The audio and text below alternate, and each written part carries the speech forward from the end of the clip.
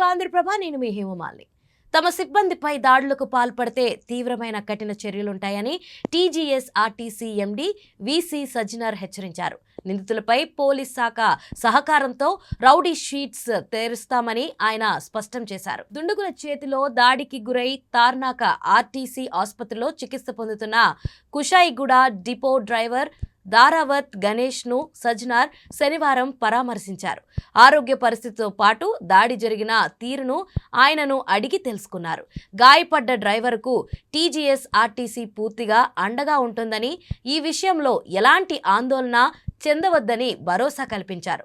డ్రైవర్కు మెరుగైన వైద్యం అందించాలని వైద్యులను ఆదేశించారు. కాగా అఫ్జల్గంజ్ నుంచి గట్కేసర్కు వెళ్తున్న రూట్ నెంబర్ 231/1 మెట్రో ఎక్స్ప్రెస్ బస్సులో విధులు నిర్వహిస్తున్న డ్రైవర్ గణేష్ పై దుండగులు విచక్షణారహితంగా దాడి చేశారు.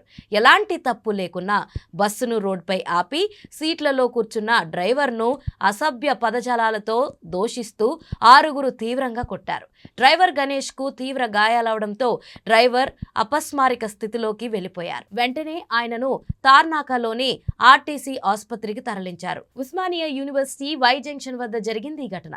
ఈ ప్రమాదంలో తమ డ్రైవర్ది ఎలాంటి తప్పు లేదని, బైక్లపై వచ్చి ఉద్దేశపూర్వకంగా దుండగులు దాడికి పాల్పడ్డారని టి సజ్జనర్ అన్నారు. ఈ ఘటనపై ఫిర్యాదు చేయగానే హైదరాబాద్ కమిషనరేట్, ఉస్మానియా యూనివర్సిటీ పోలీసులు వెంటనే స్పందించారని చెప్పారు. దుండగులపై బిఎస్ఎన్ఎల్లోని 109, 132, 352, 351(2) R/W 35 సెక్షన్ల కింద కేసు నమోదు చేశారన్నారు.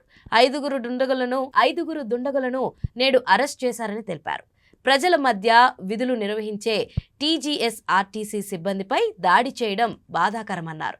తమ సిబ్బంది ఆత్మస్థైర్యాన్ని దెబ్బతీస్తే, మనోవేదనకు గురి చేస్తే ఇలాంటి దాడులను యాజమాన్యం ఏమాత్రం సహించబోదని, నిందితులపై చట్ట ప్రకారం చర్యలు తీసుకుంటుందని స్పష్టం చేశారు.